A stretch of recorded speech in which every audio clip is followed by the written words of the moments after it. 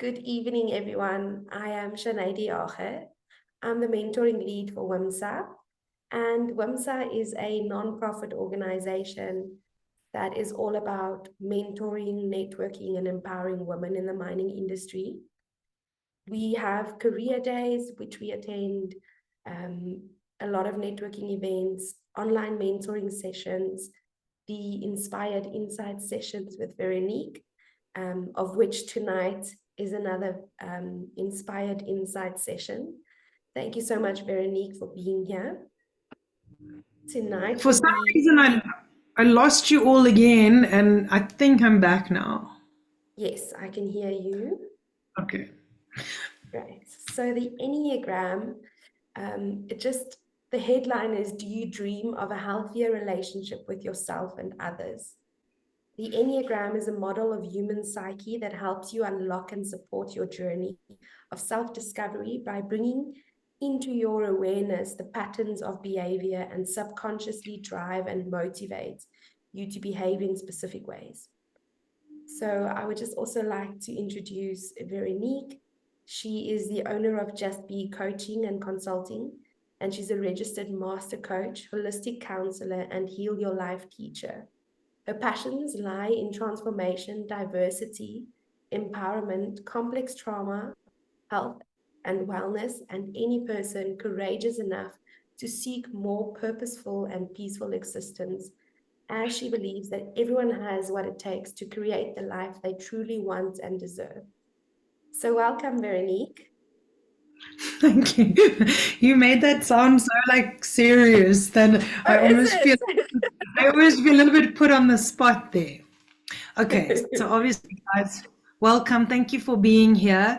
It's such a pity that the other people got knocked off and didn't sign back in again. It would have been nice to get more input. Hopefully they'll join us. So obviously we're here today to discuss the Enneagram. For those of you in corporate environments, you may have heard of assessments like the Myers-Briggs. Often those are used within corporate spaces to kind of assess strengths and weaknesses. The Myers-Briggs assessment has come under quite a lot of scrutiny worldwide, and that is why Enneagram has taken more of a momentum. People tend to be gravitating more towards using that in a corporate space. Also because it doesn't kind of box you into these are your strengths, these are your weaknesses, because strengths and weaknesses they're on a spectrum, right? So it's more effective to actually understand yourself holistically and where that fits into a bigger picture, because then it gives you that leeway to grow in different directions. So to get started, welcome, Candice. I'm going to just share my screen here. Okay, can everyone see my screen? Yes, we can see your screen. Yes. All right, awesome. It's not in hold on. slideshow mode. What? Sorry? It's not in, okay, there we go. Great. No. These things are like, all right. So to kick off, just to make it a little bit more interesting today, I've got a little video for you guys. So I'd like you all, please, to watch the video and see which one of the 9 numbers you personally can relate to.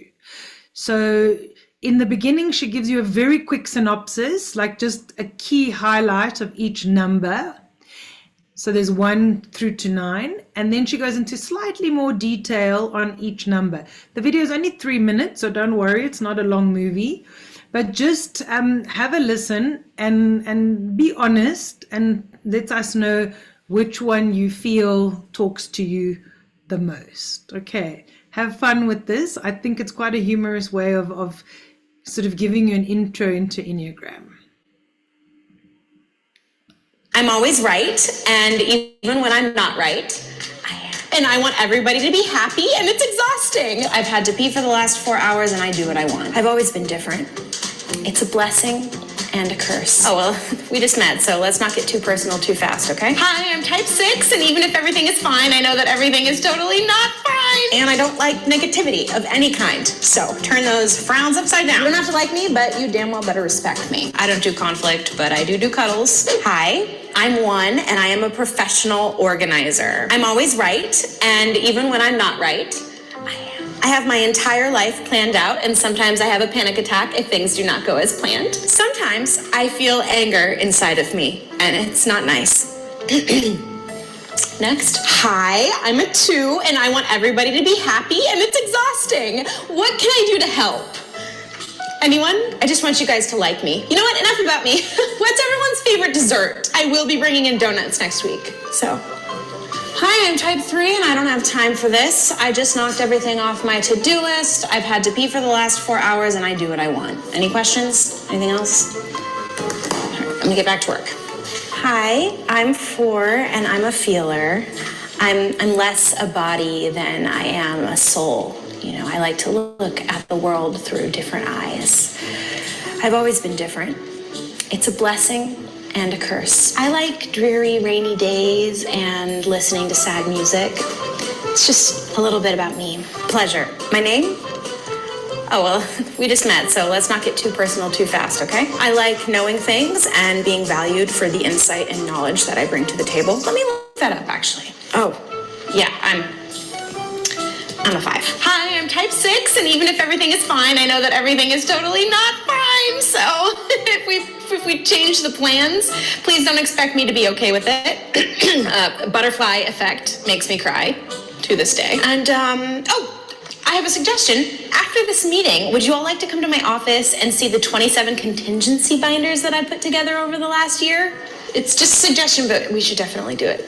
So, hi, I'm type 7. I love having new friends, so that's just my subtle hint at asking you guys to be my friend.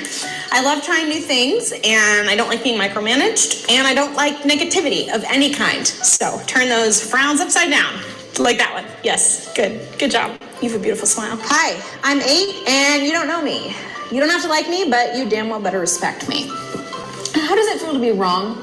I've always wondered. Fun fact about me, I reported my old boss to HR within an hour after I was hired. He got fired. I will protect each of you fiercely, but if you lie to me, you're dead to me. You're out of the circle forever. I have a goal to create my own business with cats as the employees because they would be a lot more fun and more effective than this team. Just speaking the truth. Hello, I'm 9. Nice to meet you guys. I don't do conflict, but I do cuddles. Consensually, obviously. I just want to live and let live. I'm an organized procrastinator. I'm pretty go with the flow until I'm not. So that's all I know about myself. Can we go to the next one? Whoever's next can go.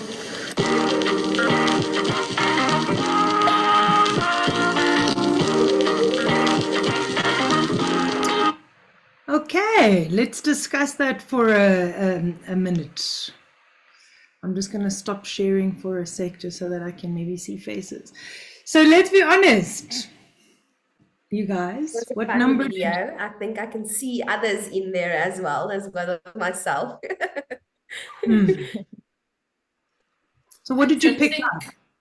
I don't think that you're any one of them all of the time. Spot on. But which one did you gravitate to the most, Maria? All of them. No, you can only pick one to start with.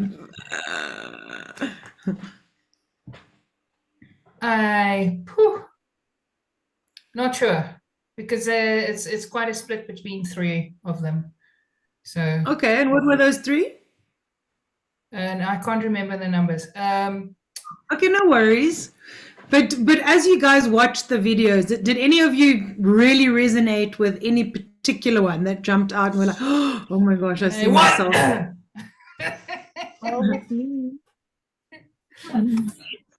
Mahotso? I can say.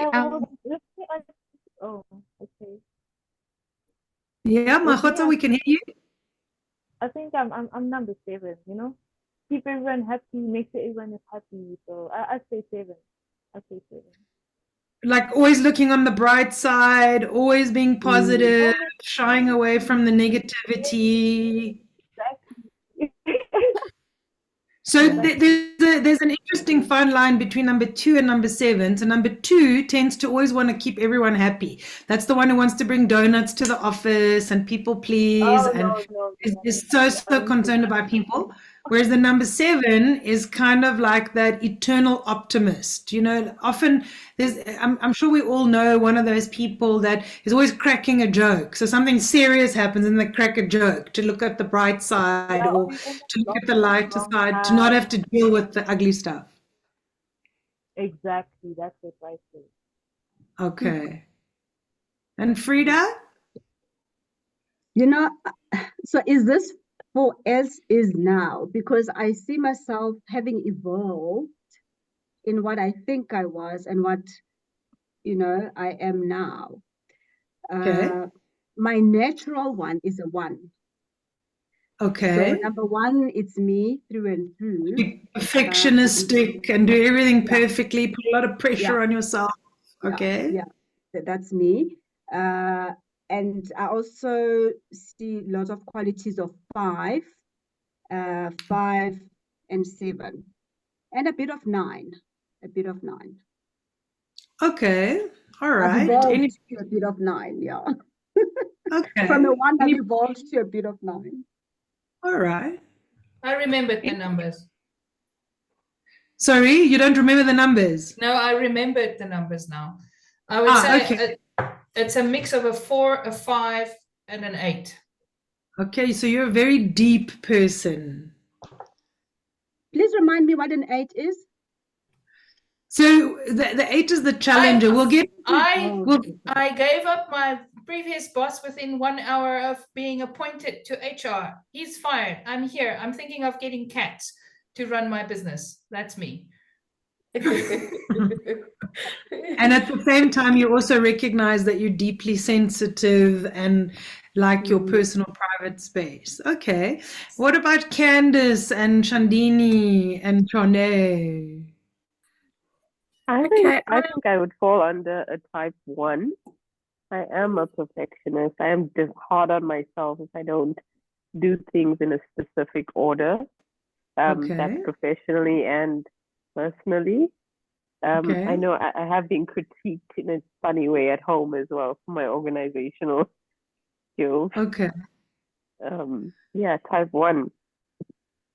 Thank you for that vulnerability and honesty. What about Chandini? I can also, like Frida say, I've evolved a lot. I used to be a strong 1 and 2, but now I can say I'm between a 3 and 5. Okay. And Shanae? So I'm between 3. I think 7 is probably the strongest one, but I'm definitely a strong 1 as well, and a 6. Okay, so you could relate to, so like Maria said, we can relate to a lot of them all at once, right? And that's actually quite spot on. And let me just go back to my slideshow if I can find it. Where has it gone? Oh gosh, I've lost it. It has disappeared. Okay, I found it. Relax, calm down, crisis averted. Here we go. Okay, so just to give us all a definition, the one on Wikipedia actually summed it up quite nicely. So I've stolen this from there. But really, the Enneagram is an assessment that gives you an assessment of your personality. So basically, it gives you a model of your human psyche, which is principally understood and taught as a typology, meaning in terms of numbers of 9 interconnected personality types. And really what it attempts to show you is that if you know yourself, then you can understand yourself, and therefore you become fully yourself and whole. So did you notice there how there's 3 symbols? There's the triangle, which is to know yourself. There is the ability to understand yourself, which brings in another 5 points there. And then that allows you to become whole and know your full whole self. And that right there, those 3 symbols then make up the Enneagram, which is made up of the 9 numbers. So just so that you can understand how the symbols actually work and how it comes about. But as you guys all picked up from the discussion, we are in fact all 9 numbers. And if you ever do an assessment, an Enneagram assessment with anyone, and they tell you for any reasons you are number 1 or 3 or 5, they give you a number and they box you in, please know that that is incorrect. So we all, because of our backgrounds and our upbringing and our parenting and the way that we've been nurtured in life, will tend to gravitate towards one number. And just like anything in life, it's always easier to tackle hurdles from a starting point that you're most familiar with. So what the Enneagram does is it shows you which is the number that you are playing in or that you gravitate to the most, so that you can get a better understanding of yourself and get to know yourself better.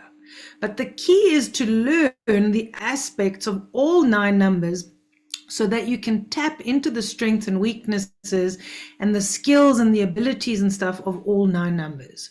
So let's take a slightly deeper look into that, okay?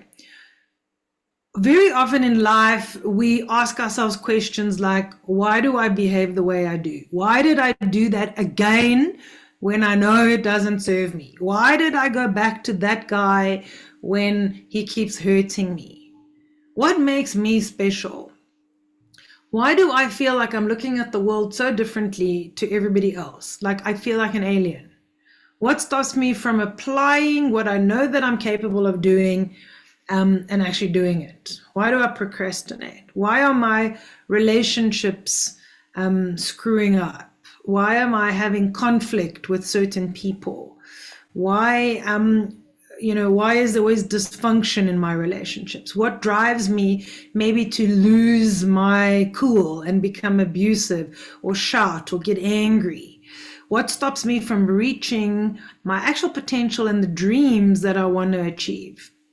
And you can see that if we can get answers to those kind of questions where we understand ourselves better, we simultaneously also learn to understand other people more effectively. Because once we understand where we're coming from, we can obviously understand where everybody else is coming from. So the Enneagram, therefore, helps us to make sense of those kind of questions and get to know ourselves a bit better. And you'll see this is the model that I use, because the assessments that I do them through 5 lens. I'm a 5 lens practitioner, which is also governed by the practice in the States. And this is the model that we use. But just to kind of show you briefly. So the number 1, if you get classified or your style, your dominant style pops up as a number 1 style, this is known as the reformer. This person is very pedantic about quality. They're very rational. They're very principled. They're very purposeful. They're very self-controlled, and they strive for perfectionism. The number 2, if that is your dominant number that comes up initially, is known as the helper. So this person is about service, about showing up for other people. They're very caring people. It's very important for them to have interpersonal relationships. They like to demonstrate their help and their love. They're very generous. They can sometimes be people pleasers where they forget about themselves and then get burned out because they're always helping everyone else. And they can at times be possessive. If your number 3 pops up as a dominant style, then you would be known as the achiever. And this person is very much success-oriented. They're always chasing something, driving for something. They're very pragmatic. They can be very adaptive on the spot. They can think on the spot. They're all about excelling, about being driven, and they can be very image conscious because, how you show up represents what you want to achieve and where you want to fit in. If your number 4 is the one that pops up as the dominant one initially, then you'd be known as an individualist. So this person is quite sensitive and they can at times be a little bit withdrawn. And because they are so sensitive and they feel so much, They also tend to sort of be more on the dramatic side of life. They can be very expressive, they can be moody, a bit temperamental, and at times can be perceived as self-absorbed because it's almost like they're in their own creative planet. If number 5 is the one that comes up as the dominant, you would be known as insightful or the investigator. This is one of those people that needs to research everything. They want to fact check everything. They'll do a course and they'll start something and they'll even write a book, for example. But as they get to the final chapter, they never actually finish it because they're always needing to learn more and study more. And then they find some more information. And then they're like, is what I've put here actually correct? And then they dive a bit deeper. So they're very cerebral. They're very intense. Like you've got to really know your stuff when you talk to them because they're quite, they can be quite interrogative in terms of wanting to get to the facts. And used in a productive way, they can in fact be very innovative. So a lot of your innovators who tend to, like, if you look at like an Einstein or these people that kind of lock themselves up, a Tesla, and they come up with these ideas and they're very inventive. So that would be like an investigator. If number 6 is the one that pops up as your dominant one, you're known as a loyalist, somebody who's very vigilant, very committed. They like to feel secure, and they're very engaging. They take everything's very important. You've got to take responsibility for things. So they tend to worry a lot. They can be quite anxious, very suspicious, very future oriented. If number 7 is the number that you gravitate towards, you would be known as the visionary or the enthusiast. This is somebody who's very fun-loving, they're very positive, they're spontaneous, they can be easily distracted, they can seem scattered, they're quite versatile, they're always busy, they're very busy people, and they tend to very much want to always look at the bright side of life. They're all about humor as well, often using that to deflect from the serious side of life because they want to look ahead, they want to move forward. If number 8 is the one that pops up in your chart, then you would be known as a challenger or somebody that is a driver. And whilst the challenger is, out of all the statistics that they have in the world, a challenger is the Enneagram that pops up the least in people, but very often the ones that make quite a big difference in the world because they have a lot of courage. They don't shy away from speaking their truth. They can be very decisive, they can think on their feet, and of course they can be quite confrontational. That's not to say that they aren't sensitive, but it's how they're perceived in the world. And then your number 9 is your peacemaker. This one is about harmony, about easygoing. They don't really like conflict. They're always trying to be the mediator. So if you look at the chart in front of you now, you can see they sit right in the middle.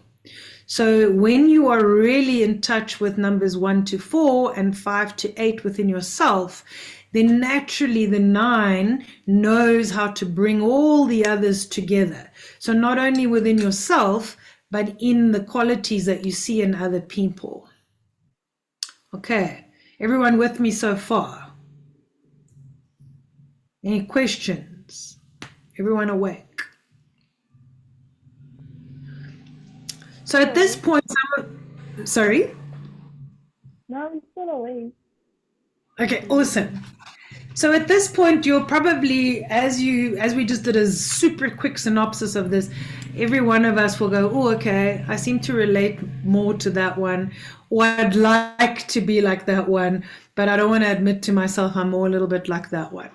So remember again, we're all 9 of these, but we tend to show up in the world as one to begin with. And if we're not aware of that, then we can't change it or work with it to grow us. And I'll show you how we do that. Okay. So just to give you an idea as well, of the 9 numbers, each one tends to have a core fear. So if we look at the reformer, this one really is not for resentment. They fear being wrong. They don't want to be seen as bad or evil or inappropriate or unqualified. That's why it's so important for them to be perfect. They will do everything in their power to make sure that they show up as perfect. So they fear being wrong or incorrect. The helper, as you know, is all about connecting with people. So they don't want to be seen as having pride. It's very important for them to feel like they're worthy, that they're needed, and that they're helpful. So if anybody says to them that they're selfish or they're worthless or they're of no use, this will be something that they shy away from or try to work harder on making sure that people don't perceive them that way. Somebody who is the achiever has a strong fear of failing, obviously. If you're an achiever, you need to achieve. So if anything doesn't go according to plan or according to the schedule, then that is a point of conflict and contention within that person. So they fear being seen as incompetent or inefficient or even second best. So they put a lot of pressure on themselves on achieving and coming out tops. The individualist, which is the creative one that tends to spend a lot of time with themselves, the one thing that they hate the most is to be seen as ordinary. They want to be seen as extraordinary. They want to be seen as different. They want to be seen as special. So if anybody accuses them of being inadequate or ordinary or mundane or flawed or defective, that will ignite that envy that that's not what they want. So that is what they run away from or fear. And number 5 doesn't want to be seen as greedy. So they have a fear of intruding. They don't want to feel like they're part of an emotional entanglement because that can feel very overwhelming for them. They don't want to feel empty or like they're ignorant. So if anybody says to them, you're so ignorant or you're so empty, you've got no substance, that is something that they run away from, which is why they equip themselves so much with knowledge and they want to go and investigate everything and get the facts and the core details on so much. The loyalist has a fear of being alone. So they need people around them. They want to feel like they are contributing, that they're bringing people together, that they're helpful. So if they get accused of being typecast or cowardly or shying away, then they're not contributing, then they're not bringing people together. So they shy away from that. And number 7, which is the positivist, the one with the vision, who likes to have a good sense of humor, they have a fear of being inferior. So they want to be that sparkle in the room, the life of the party. So if they're criticized or accused of being boring or negative, then they will feel trapped. Then they'll feel like something is off here, and they will do everything in their power to avoid being accused of those sort of things. And number 8, or otherwise a challenger, or somebody who is a driver who wants to change things and push the race and the human race forward, they don't want to be seen as weak. So if anyone accuses them of being weak or powerless or tries to manipulate them or misrepresent them or misquote them, then they will feel like they are not showing up as their best self, and they will challenge that, they will confront that, and they will want to get to the bottom of things because they have very strong integrity. And they also want to fight for the underdog, for the people that don't have a voice. They want to protect people. They want to protect what's right. They want to protect humanity, the environment, or whatever else. And the peacemaker, or the number 9, known to be about harmony, they obviously fear conflict. They don't want complications. They don't want disharmony. They don't want discomfort. So in an ideal world, they're like your typical hippies where everybody is just loving and hugging and getting along. That's what they dream of, and that's what they hope for. And they believe that if everybody has an understanding and love for each other, it is possible. But if they're not integrated and they get accused of being or they're in a space where there's conflict and they don't know how to cope with that, they tend to shut down. So this is in a very brief nutshell, just to show you that when you do the assessment, in the previous slide, you will show up as one dominant number, but we always remember we're all 9. It's just a starting point. And each one of those numbers tends to have certain fears. Now, what's important to notice here is the more that we understand this about ourselves, the more we get in touch with ourselves, the more we can see these characters and these fears and these strengths or personality characteristics pop up in different people, which then allows us to be more compassionate. Because the truth is, if a challenger, for example, is too challenging, he or she is going to alienate people, which goes against the very thing that they're trying to achieve. So the challenger could benefit from a little bit more of like the number 2 helper's way of being able to be kind to people and compassionate and empathetic. And so when we understand these things, we can cross-pollinate and learn from all of these things with the intention, if you can see me, I don't know if you can see me, but I'm drawing a circle, then we become whole, because all of those parts integrate us to become more whole. Okay.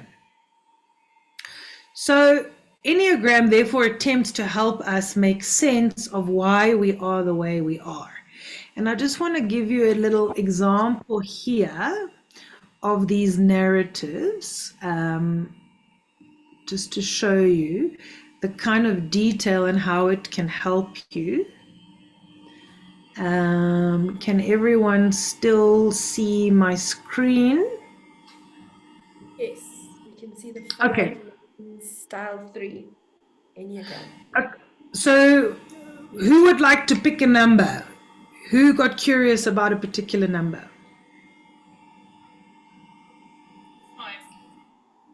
5. Okay, so let's look at 5. Thank you for the shout out.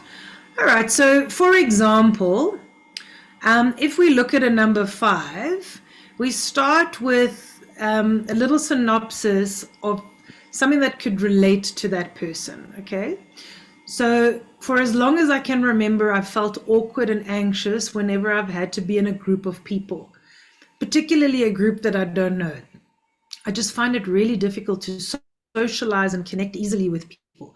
Actually, I think I'm essentially incompetent in that area. I like my own company and I hate it when people intrude into my space. So I'm very respectful of other people's space because of it. I can really be happy when I'm on my own, but I often feel overwhelmed and anxious when too many people are around. I like to make sense of things by sorting them out in my mind. And if I can build a clear mental picture of what's going on, then I can feel safer and more in control. I much prefer to work with hard objective data and objects than messy, sticky emotions, which are almost impossible to understand. I'm at my best when I'm researching a specific topic, and I think I could carry on gathering information forever once I start. There's always more to find out. The hard data makes me feel safe. The difficulty is in knowing when to stop gathering data and start doing something practical with it. That's where I often get stuck, and that's where someone else needs to come in. So you see, it gives you this like synopsis to start from and to relate to.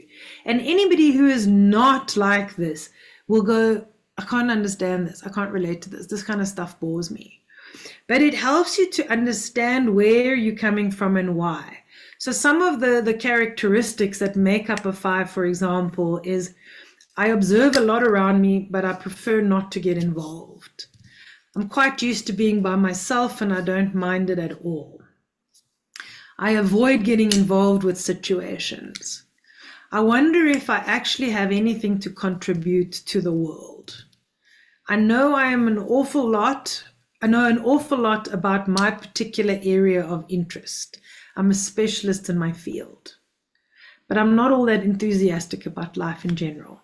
So it gives you an idea of the type of things that a 5, that makes up a 5.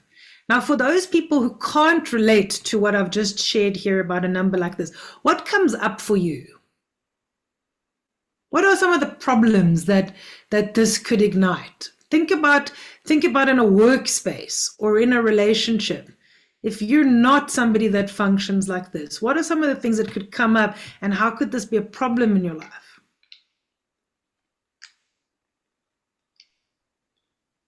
I'm going to guess that if you're not relating to this, it might become a problem because a 5 might over-fixate on certain little aspects of areas where if you're more of a bigger picture person, it's going to frustrate the living hell out of you.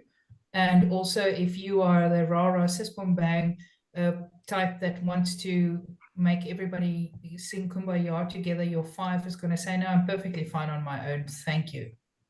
Exactly, and it might even create anxiety in that number 5. But can you see that if people are not aware of it, the 5, when somebody who is like more expressive, big picture, and is going, okay, but land the plane, you've been hopping on about the same topic now for half an hour, I got it in the first 5 minutes. The 5, if not aware, can receive that as this person is not interested, is not appreciating the detail and the effort that they did. But on the other hand, the 5 is not aware of the big picture person who is looking at the impact and the strategic direction and where are we taking this and where does this fit into moving forward. So can you see, just in this example alone, if you're sitting in a boardroom and those kind of clashes happen between people, can so easily be resolved by this understanding of the different styles. Okay. So I just want to go back to my slideshow, if I can find, I keep losing it. Where is it? Here. All right. So I'm not going to go obviously into every single number because we're going to be way too long, but that just gives you an idea of how that works, right? But what it also gives you is it gives you an understanding of yourself and therefore other people in terms of your levels of integration. Because it helps you to understand your behaviors and why you do certain things. Oh, no, I need to change this again. All right. So I will show you.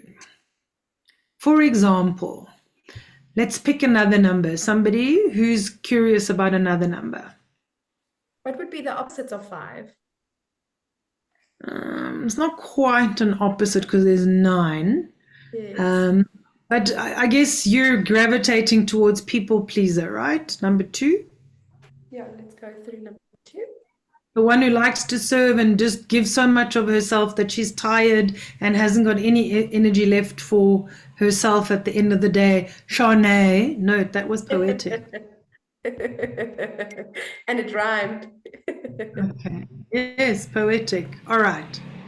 So you'll see here, as we've already discussed, the Enneagram 2 tends to avoid addressing their own needs overtly. They always want to be seen as somebody that is putting other people first, that's making other people feel special. So they tend to be very helpful and supportive and generous, and they do very well in service-orientated environments.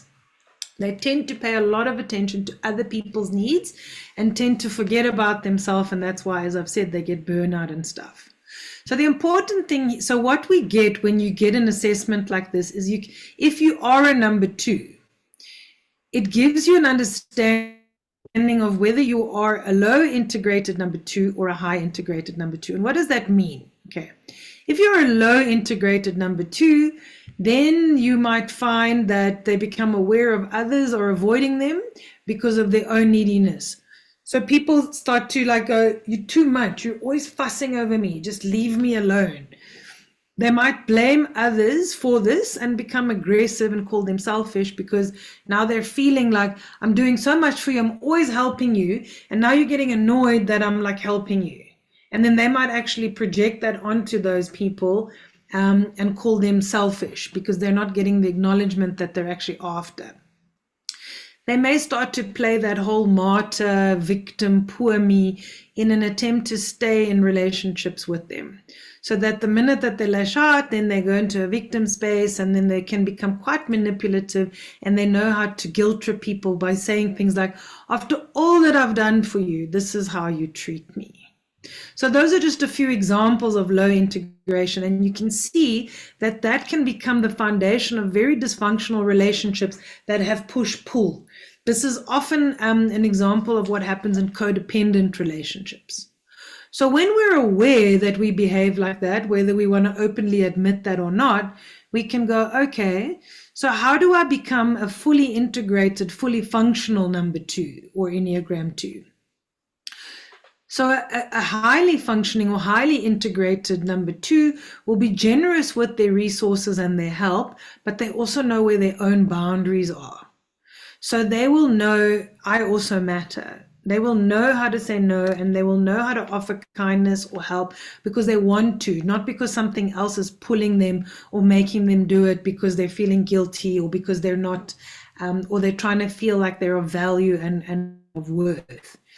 An integrated number 2 will feel warm and friendly and would like to encourage others and doesn't easily spiral into victimhood. If somebody says, I don't have time for you today, they won't take it personally.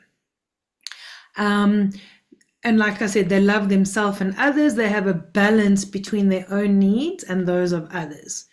They have boundaries and they can say no. So in order to get to that point from low integration to high integration, there are also some ideas for growth, like being aware of the tendency that you tend to overhelp people or come across as overhelpful and therefore be perceived as too needy for attention and contribution. That your needs are not as important as everyone else's. Sometimes you got to think of your needs first, and sometimes you've got to see other people's needs first and be able to navigate that so that it doesn't become a problem with selfishness or being perceived as selfish or feeling like the victim. So with each understanding of each Enneagram, you can also see where you fit in. If you take a number 8 Enneagram, for example, which is known as the challenger, you can see that, sorry, I'm trying to share again. Okay, and number 8 is known as a challenger. So a low integrated number 8 can come across very bossy and very confrontational, very scary. Are you sharing? No, I'm not sharing right now. Okay. I'm talking for a second before I go back to sharing. Okay, cool. But thanks, Maria, for noticing. At least you're paying attention. Appreciate that. Yeah. So a number 8 that is not integrated can come across very bossy, very alienating, very intimidating. You find that you find those men and women that we like kind of fear. They have this aura that walks in, but we also don't want to talk to them or challenge them because you don't know what's going to come down upon you. Those are likely to be number 8s. But the thing is, if that number 8 kind of personality is actually aware of the power that they have, of the aura that they have, of the courage and the confrontational abilities that they have, and groom that in a way that inspires people and gets them to believe in themselves, then they can be the courage for the people that don't have that courage. They can become the voice that pulls people forward and lifts people up. So when we become aware of the negative and positive traits that we fall under or that we gravitate towards in a particular number, we can learn to weave and tone them up and down to become more functional, to have healthier relationships, but to also develop compassion for those around us. Okay, so very often when we do the Enneagram reports, you will get a very straightforward report that shows where you are on the Enneagram circle, and people will say to you, okay, you're an 8 or you're a 7, and then these are the characteristics, similarly to what I've just done with you now. But that doesn't often really help you, and it may help you a little bit, but it doesn't really give you the guidance that you need or stimulate you in the way that you can actually start to make a difference in your life, in your relationships, and at work. So what the 5 lens Enneagram has done is it's actually added another 4 layers. That's why it's called a 5 lens. So one of the lenses is the Enneagram, but the other 4 lenses actually talk to your level of personal mastery. So where you can actually ascertain how mature are you. Because a lot of people think that they're very aware, they think they're very emotional mature, they think they're very, they have a very high emotional IQ. But then when they do the actual assessment, they realize, oops, maybe I don't. And then maybe that's an example or a direction into where I can work, because that could be causing problems in my relationships. It also shows you your level of resilience.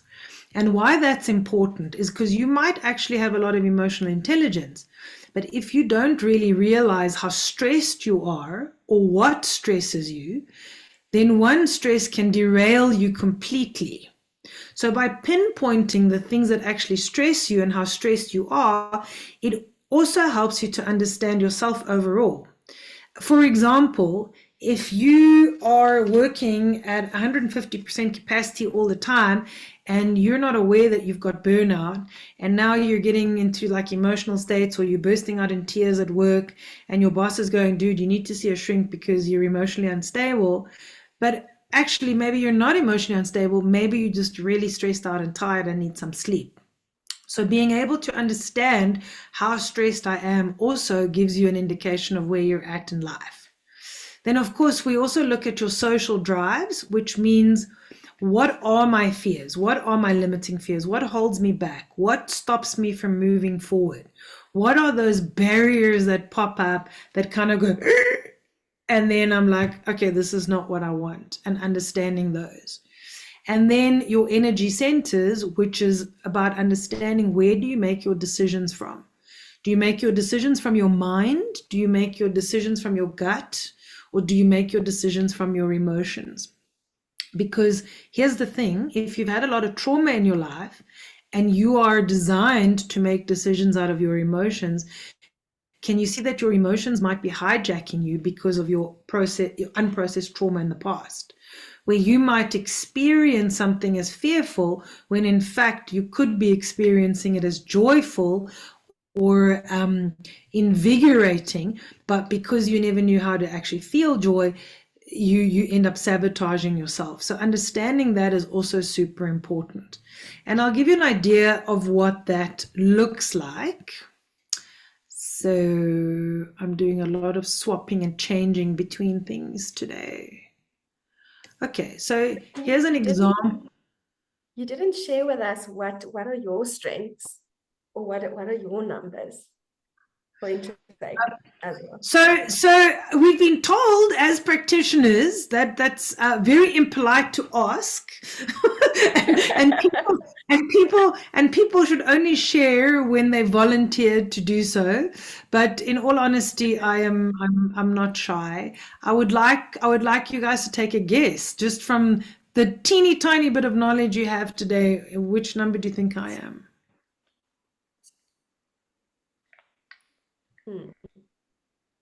Any guesses from the attendees? I think Maria has engaged with me maybe twice, and I think Frida has also been 2 or 3 times.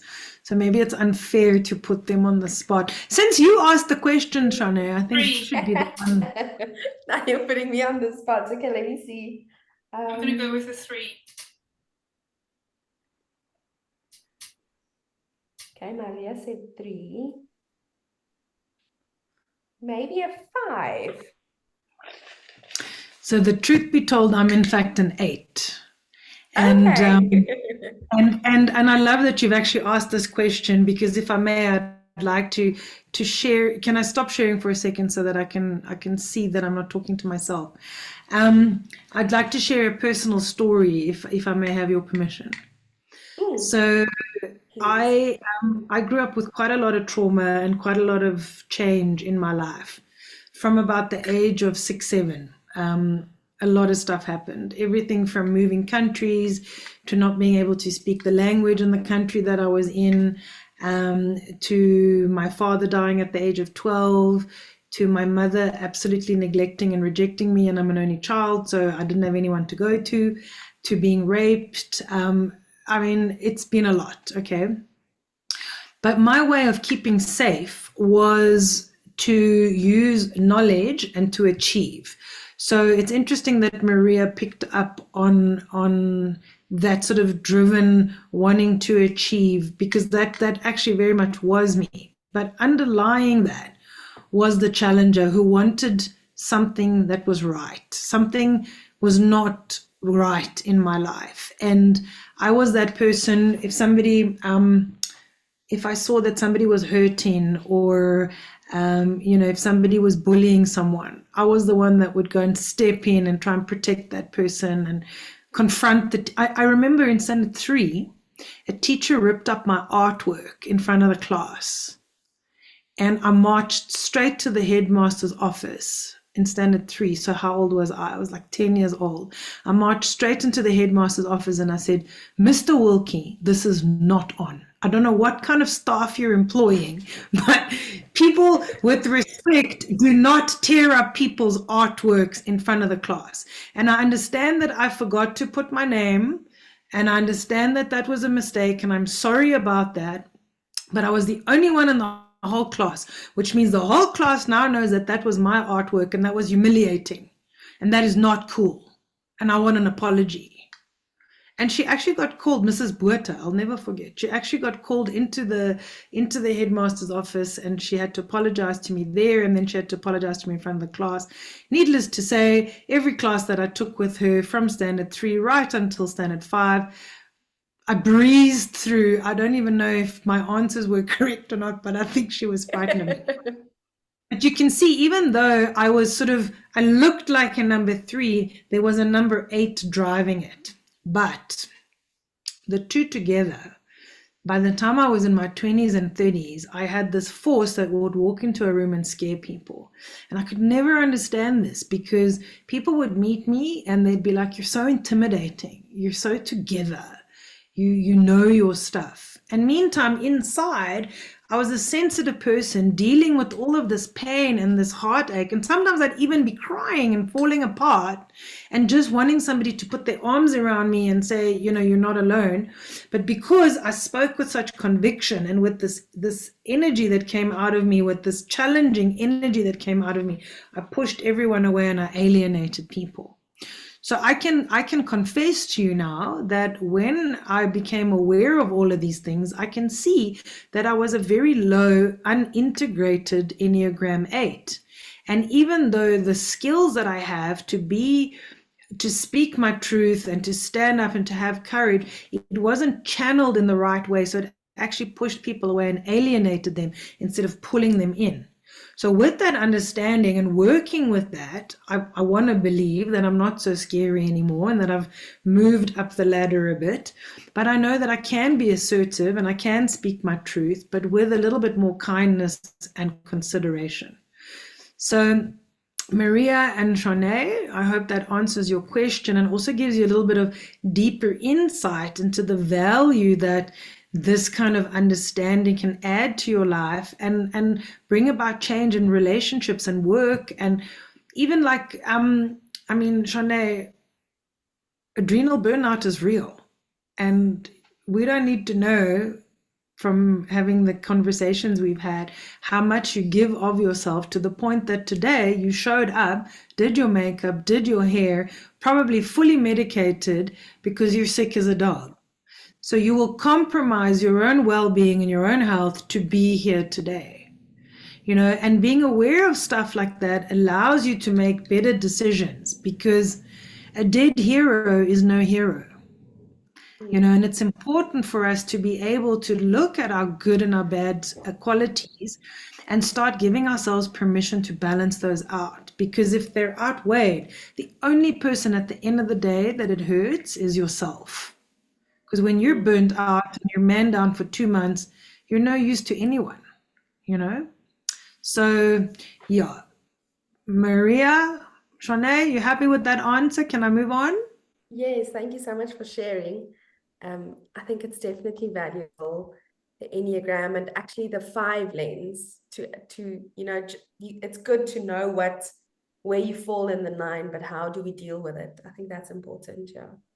Yes, so I'll quickly whiz you guys through the value of the kind of reports that we actually do so that you get more substance, like the examples I just gave you. So you'll get a report that looks something like this. I'm obviously not going to take you through the whole thing because it's quite long, but you'll see that it's got your table of contents. There's your personal mastery, emotional resilience, social drive, energy centers, Enneagram. Each section starts with an explanation. So even if after the fact, after we've had the sessions, after we've gone through the report, you need to remember there's a lovely explanation that takes you through all the things. So when we look at personal mastery, we look at 6 facets that make up personal mastery: the impact you have on others, your level of curiosity, your acceptance of reality, how passionate are you about life and moving forward, how self-accepting are you, or you're completely in denial and blind to what's going on, and how connected are you to the world around you. And then what it does is it gives you, okay, and then each one of those are explained. And then it gives you a score from the assessment that you've done on where you sit. So in this example, you'll see on the topic of self-acceptance, you are aligned. So your level of acceptance of yourself and your understanding of yourself is quite high, okay? And then it goes into details as to what does that mean, but then it also gives you questions on how to reflect on that, because sometimes people can have an inflated perception of themselves. So through the questions that are asked here, you can check in with yourself whether that's actually accurate, or are you lying and denying the truth to yourself. And it does that with all 6 of those pie sections in terms of self-mastery, which really gives you a deeper understanding of yourself and how you fit into the world. And then it goes into the emotional resilience, which is looking at your ability to be flexible, your emotional stability, and your self-efficacy. How do you look at yourself? And there are definitions of that. And then again, you've got where you are, according to your test results, where you are rated. This is a sample one. This is not mine, by the way. It's a sample one. Where you sit and what that means, and then questions to ask yourself on how to grow that, and tips on how to grow that. Same with your social drivers. This one's a very interesting one, because a lot of people, if you are not aware that you are in survival mode, it's very difficult to build relationships with people. It's very difficult to keep your eye on the achievement, and it's very difficult to want to give of yourself and make a difference and serve other people. Because when you're in survival mode, you are trying to create safety, put food on the table, keep a roof over your head. And in a workspace, can you see how damaging that can be? But in a relationship, that can also be so damaging. So understanding where you are here, and then having insight into how do I balance this out so that I can actually connect, so that I can achieve, so that I can give back, starts to add a lot more value in your life as well. Of course, and then the energy centers is, do you operate from instinct, intellect, or emotions? And then it gives you questions and insights on each one of those. And then lastly, it goes into the Enneagram. And what's special about our Enneagram is that you'll see here, can you all see the circle? Shall I enlarge a bit? It actually scores you. So you see you're scored on each one. And you'll see in this particular one, the one that scored highest was the 89. So this person tends to gravitate towards functioning as a number 3. And the one where they are the lowest is the ability to see the big picture. So can you see that these two can actually benefit each other if you look at the strengths and weaknesses? Because somebody who wants to deliver and who wants to achieve could benefit from a bit more vision. So it helps us to understand where we are and where we probably need to upskill ourselves, or where we need to draw from, or where we need to develop our skills in order to become more whole, and where we are lacking, or where our natural strengths and skills come from. This report, by the way, is old. I drew the wrong one to show you, because the ones that we do now after each section also has an entire page dedicated to coaching questions.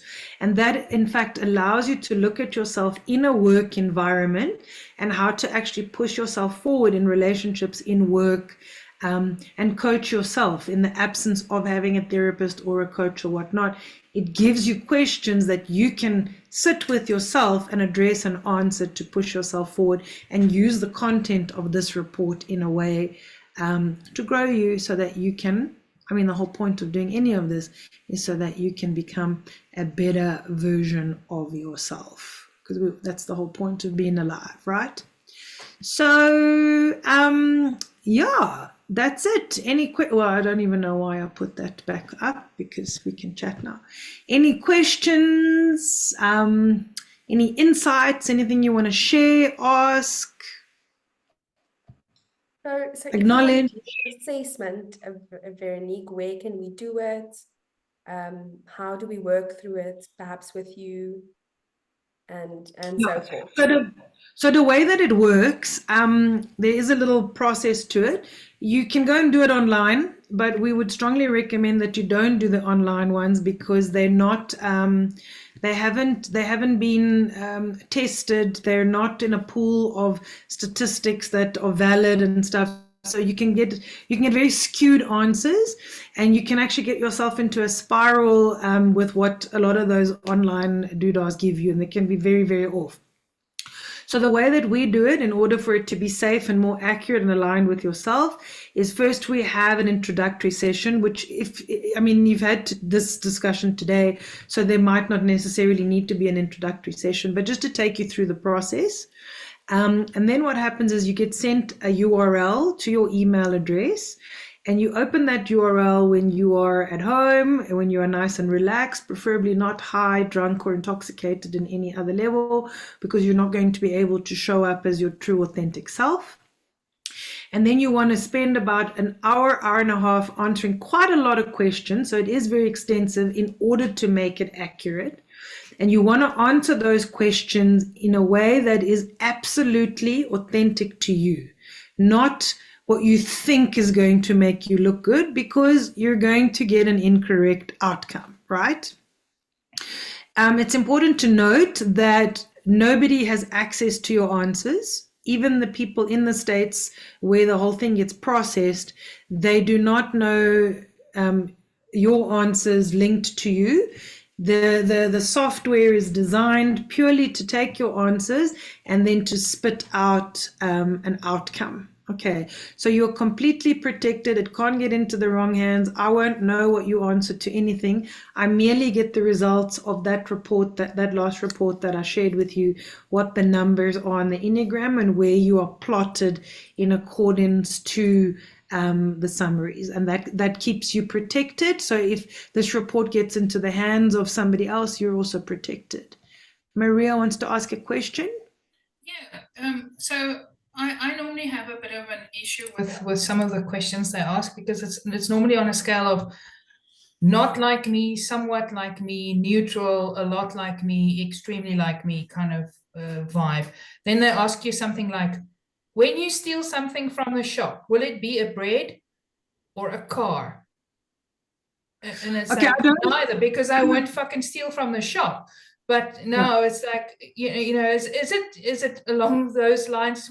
This is really an issue that I have with a lot of the personality typing of questions, because a lot of the times it's a question that doesn't even pertain to any level of how I would identify in the world. And then I must say, yes, I'll do it, but it's least like me to steal a bread, or it's more like me to steal a car, or whatever the case it might be. So so I can relate to you completely. Remember, I'm a number 8, so I want everything like with integrity, and it must be right. So I can relate to that. I don't remember any absolutely ludicrous questions, but I'm 100% sure that there will be some questions where you go, I can't really relate to this. And remember, that's also because we are speaking to such a diverse pool of people. So they allow for a deviation or room for error to accommodate that. We do ask that you try to not ever answer neutral, or keep it to like 1 or 2, because neutral gives you a neutral score, doesn't place you anywhere. Okay. But I would say that 80 to 90% of the questions you would be able to relate to on some degree. It's important to note that they will say things like most likely or more likely, which also protects you to go, I wouldn't actually do that. You know, like like I'm very confrontational and I will speak my truth very quickly. So if there are questions about, are you likely to keep your mouth shut? Now there's no answer, right? So there will be some questions that you can't relate to. There is method to the madness though. And when I have tested it with this particular report, it resonated with me, it spoke to me, and I didn't feel the need to reject it. I have done 2 other Enneagrams with very reputable companies, and the results that it gave me and the way that it was shared with me did not resonate with me at all. So I don't practice or share or take people through stuff that I personally don't believe in or haven't gone through myself. Which brings me to the next point. A lot of times people don't feel comfortable showing up as their true authentic self at work. So there you will have basically a work persona and a personal persona kind of way. So when one answers this, do you answer it from like a work perspective, or do you answer it from like a personal perspective, or what you would ideally like to do? So my answer to that would be, who do you actually want to be? Who do you think is your authentic self? So some people might show up authentically at work, but when they're at home, pretend to be something that they're not because they're trying to keep the peace. Other people are themselves at home, but put on an act when they're at work. The only thing that I can say is answer it from your own truth. Like if you were to look at these answers, would you feel happy with them? Forget what anyone, remember, no one's going to see these answers. So don't look at it in terms of what the office expects of you, what your mother expects of you, what your father expects of you, what your husband, boyfriend, or your polyamorous family thinks of you. Look at it from your truth. Answer it from your truth. Make sense? Yep. Yeah.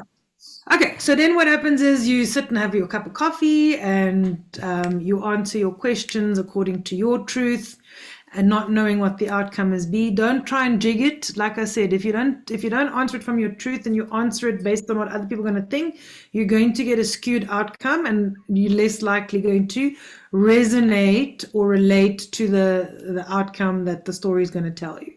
Then what happens is you will notify me to say that you've completed the test, which gives me the cue to go and nag to get the report. Then what happens is I feel it works better this way, which is why I do it this way. I ask people where they think they score themselves. So we use the formula of the report that I just showed you, but I ask you to rate yourself first. And then we look at what did the score tell you. So Maria, also here, you'll be able to see whether, because the conversation will be like, for example, you'll say you scored yourself low, but the report shows that you scored yourself really high. Can you see that opens up an interesting conversation? Because were you stepping into people pleaser mode and answering questions, for example, because they're going to make you look good? But actually your image of yourself is quite good. No, I'm just using so I have the joking one as well, so there we go. Yeah. No, but it starts an interesting conversation, and can you see that's then where the coaching starts? So we have a session where the report is shared. I basically hold your hand proverbially through the report. It's usually about a 2-hour session.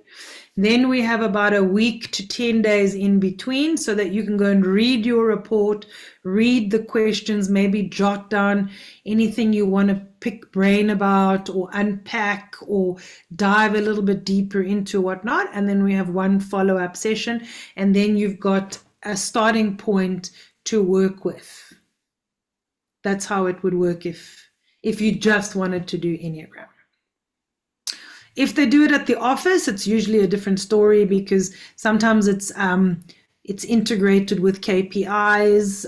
It can be a post-test thing where before your KPIs or with your KPIs, you learn your strengths and weaknesses. And then 6 months or 12 months later, you look, okay, how did you take this on board? How did you use this to grow and evolve?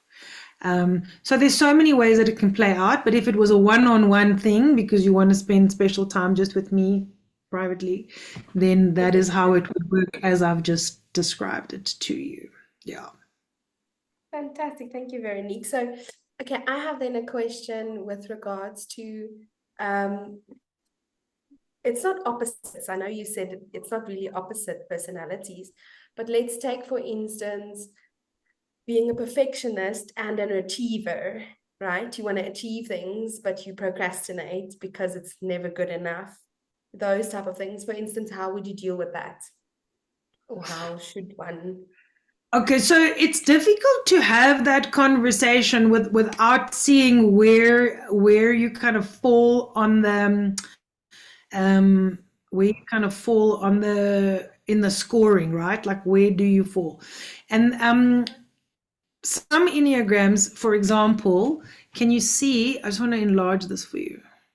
So can you see that there is a line going from 8 to 2?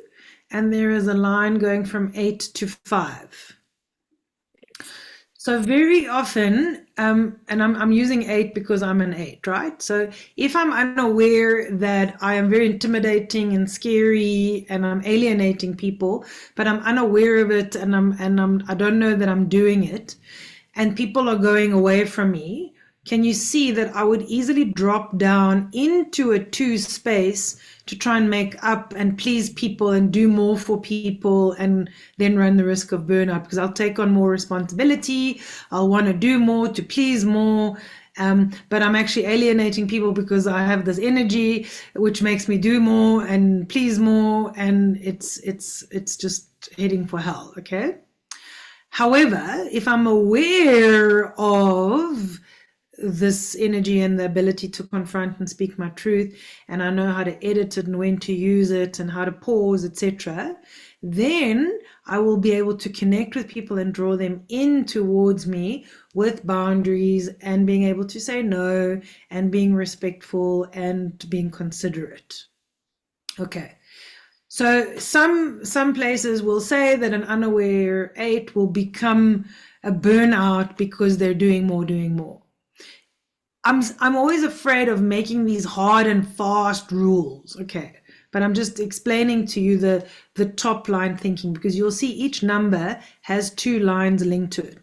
An 8 that doesn't feel like it's winning and is completely overwhelmed and tired and has burnout, in a dysfunctional state will drop down into a dysfunctional 5, which means moody, withdrawn, sad, depressed, isolated, because a 5 that feels misunderstood will withdraw from the world and go into a hole and not want to see anyone and be perceived as depressed. So can you see that brings up another interesting topic?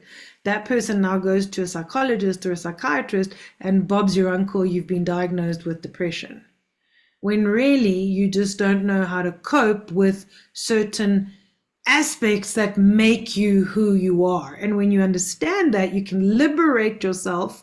So a person who, for example, has a dominant 5, you see they've got a line also to an 8, but their incentive is to become a little bit more courageous, confrontational, and develop those skills so as to not stay in that hole, but to liberate themselves out of it. And they can also benefit, you see, from a big picture vision, because they tend to get so stuck in the details that they can spend 4 months researching what are the best staplers for my stapler so that it has the longest life. And then 6 months later, they're like, I don't know why I'm researching this anymore. So it helps to have a big picture. Why was I researching staples to begin with? Because I'm going to be stapling a lot and I need strong staples. And then they won't get so bogged down in the teeny tiny gritty bits. So if you're saying opposites, it doesn't quite work like that. And even these lines, I prefer to take with a pinch of salt, because like I say, with the 5 lens, we look at all of them And we encourage people to go and research the strengths and weaknesses and understand all of these aspects, but start with the dominant one, because that's how you're showing up in the world. And that's the kind of patterns that you'll be able to relate to and see and want to address immediately. But then you also want to upskill yourself with some of these others. Not only for yourself, but the more you upskill yourself, the more you will be able to see those strengths and weaknesses in others and be able to build bridges and compassion and emotional intelligence and handle conflict within the teams and be really a more effective leader. Because ultimately, when all 9 are in balance within you, that is when everything is in balance and you can show up as a leader that brings all people together and inspires and changes things. Fantastic. Thank you so much. Is there any other questions in the room?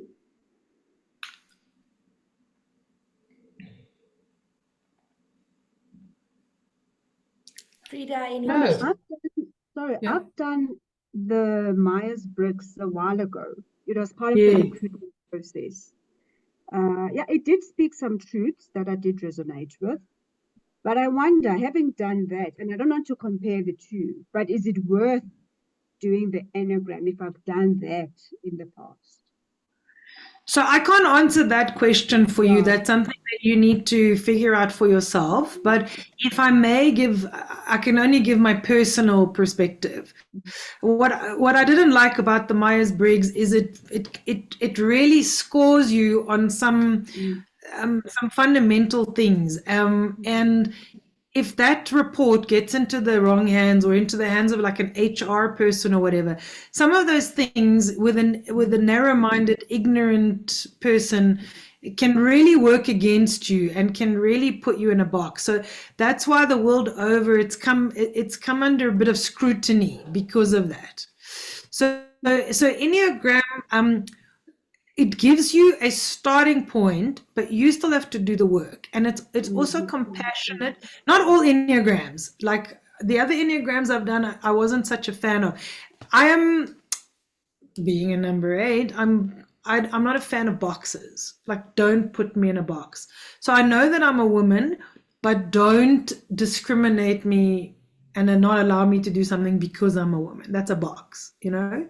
So the minute that someone says, you are box, then all I want to do is break free from the box and prove them incorrect, right? Like, I don't want to be in a box. So what I like about the 5 lens is that it says the world is your oyster, but let me help you understand where you're at right now, and then you do with it what you will. So you can stay where you're at, or you can take this on board and develop towards that direction.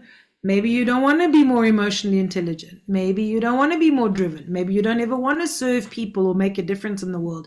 Maybe you want to stay in survival mode where you're just working month to month for a salary to put food on the table and be in that constant anxious state. And that's okay. But what this gives you is that understanding. And if you add an extra 2 or 3 sessions onto it, we can go really deep where you can see the childhood patterns that actually resulted in you coming into a dominance of one of these numbers, because each one of these numbers has a particular kind of parental upbringing, like strict parents or neglecting parents or absent parents or whatnot. And it also helps us to have compassion and forgiveness for that then, but to also understand why we developed certain ways of showing up in the world. So I don't think you can compare them. Yeah. They're both tools to help you understand yourself better. I really personally did not get much out of the Myers-Briggs. If anything, I wanted to argue each point because I felt it was not correct. Yeah, I think like Maria, there were a lot of questions where I had to scratch my head and, to think, really, what are you asking me? Because I cannot answer this question. It just doesn't fit into my lifestyle, into who I am, into my value system. But you have to give an answer, even though, there is no answer for yourself. And I've always wondered if these types of processes are for your own self-development and for your personal mastery. Now, in a recruitment process, that's where I sometimes don't understand that if you use something like this in a recruitment process, what are we trying to achieve? You see, and that's again where my red flags come up, because a lot of people, if somebody is judging you or hiring you based on a report like this, number one, they would need to be upskilled to be able to understand and read and interpret a report like this. And I, as an interviewee or potential employee, would be very suspicious of that. So if HR incorporates it as part of your personal development program, to create awareness around your strengths and weaknesses, that makes sense. But if they're hiring you or firing you based on this report, the challenger in me would probably challenge. I'm with you. Veronique, I want to add to your saying this shows you the world is your oyster, blah, blah, blah. You should say it shows you the world is your oyster and how to make your pearl. Oh, I love that. You see, and I couldn't even see your face when you said that. How rude. Yes, so there we go. I love that. That's awesome. I really love that. You can take it. I'm going to take it. I'm going to own it. Thank you. Own it. Take it. I love it. Awesome. Well, thank you so much, Veronique, for telling us more about the Enneagram. And ladies, you're welcome to get in touch with Veronique. She's put up her cell phone number on the slideshow. Then if you quickly want to pop it back up, Veronique, those who haven't written it down, if they want to make contact with you and do the assessment. I think you also put it on the what's its face, right? The thingamajig, 𝗓𝗔𝗔 𝗔𝗔𝗔. The social media platforms. That's it. You see, you speak thingamabоб. There we go. There's your number at the bottom. Yeah, I didn't put my email address there. On the linked Facegram. Do you want me to put my linked Facegram? Yeah. Oh, also, guys, next month we're doing victim or victor. And that really comes down to a lot of people feel like life is happening to them and they can't cope. What does that mean? And how do we shift perspective from life happening to me to life just happening, and let me get on my boat and sail? Yay, thank you so much, Veronique. Yes, excited. It's going to be on the 12th of June next month. So we have Inspired Insights once a month. And we'll see you ladies then on the next session. Okay, and here I'm just putting my email address. I don't know if somebody wanted it. There's my... Yeah, in the chat box. All right, lovelies. Cool. Okay. Thank you for a very nice discussion. Yeah, and thanks all for contributing. Saru and Makhotso were a little bit quiet. Don't know if they're still there, if they maybe want to ask anything, add anything or not. Otherwise, we can bid farewell. And thank you for attending. And it's nice to see you ladies again. It's so much fun when you guys interact and participate. Like, it really fills up my soul. So thank you for doing that. Yeah. You know, can I please ask a question? Now, this is not for work or anything. I really would love to use these tools in my relationship, but I don't want it to help me alone. I want, to help my partner, their relationship, so that if I grow, he must grow with me, because if I grow and he's left behind, then I haven't achieved anything. Okay, so you're touching on two very important things there. There is a saying, as within, so without. Okay. So for example, if you are very sad and depressed, then you will probably notice the people that are sad or depressed gravitate to them and be pulled towards those kind of things. If you're always scared and you're in a meeting, you will notice the possible threats or the things that go wrong because your wiring is activated to look for the threats and the fears, okay? So the reason why I'm mentioning that is as you grow and evolve within you, it almost unconsciously, without even speaking, gives other people permission to do the same. It's like when you start to change, and the world around you starts to change because that's just how energy works. That's just how science works. That's just how the ripple effect works. It's like if you put a fraught apple amongst good apples, eventually all the apples are going to get fraught. It's just the way that life works. If you are in a meeting and everyone is getting along and there's one douchebag that starts getting on everyone's nerves, it is going to impact everyone in that meeting, right? So if you start to flower and smell good and blossom and shine, the crap will remove itself. It's like I always say, the trash then takes itself out. It's effortless. You don't even have to do anything. But on the other hand, the people that you want in your path and on your journey will be drawn towards you. So you say, I want my partner to do the same because I want him to grow with me. So there is a danger with that because everybody's on their own journey. And very often people might start on the same path. And if you are lucky and blessed enough to walk that same path and grow together for 40, 60, 80 years, that is a blessing. But if one of you decides, I want more out of life and starts climbing trees and mountains and over here and goes off on the side, you possibly are going to lose your way from each other. And that's not a bad thing. That's just happening. And there is a loss attached to that because sometimes it means that there are people that we love who we would very much love to be climbing those trees and those mountains with us. But they're happy in their scooter on that single lane road in the suburb that they never leave. But maybe you're not. Maybe you want to go walk the Wall of China and climb Machu Picchu and, go to the top of the Empire State Building in New York or whatever. And then we can't get attached. So a lot of us struggle to let go. We want to hold on to stuff and keep it with us. And that in itself is fear. And that is a whole other discussion on its own. So I don't mean to open up a can of worms or scare you, Frida.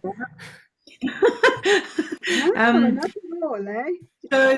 So it's not selfish to want to do a report and learn more about you so that you can grow and be a better version of yourself. And be aware that it may ignite your partner, your friends to go, oh, that's going on over there. I want some of that. Where did you get that? Just show me. And then you show them. But you can't force people into change or evolution that they're not ready for. And sometimes it hurts, but sometimes it means having to leave people behind. Interesting, I have one client who's actually doing the Heal Your Life program with me. So he had a lot of trauma. He's a person of Indian ethnicity who came from India with his family to South Africa when he was about 7 years old.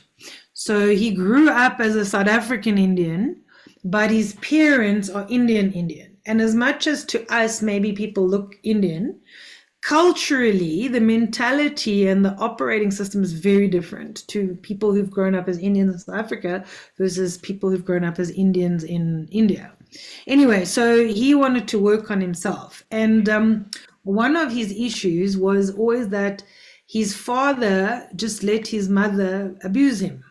So his mother would be like hucking on the dad, and then the dad would just sit there and take it. And it really bothered him, and he didn't know how to speak his truth. So he would want to say, mother, don't speak to dad like that. But he would bottle it up inside, and then it would make him really anxious. And all he could think about was, I want this weekend to be over so that I can just be in my home with my family and not have to witness that. Anyway, long story short, just to bring home what I was telling you to answer your question, he started doing the course and he started working on himself, and he's been gently over sort of 6-7 lessons, been applying stuff and making small changes.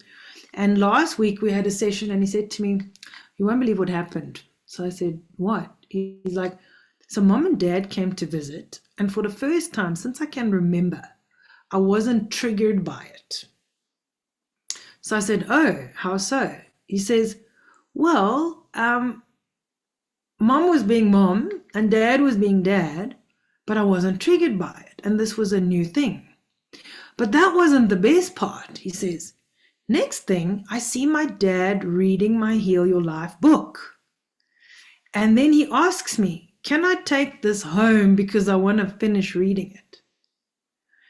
And then we both smiled, because what was going on there is dad could see the change in the son, that the son wasn't triggered anymore, because the son and the dad are very similar in terms of how they're dealing with the women hucking on them and criticizing them, right?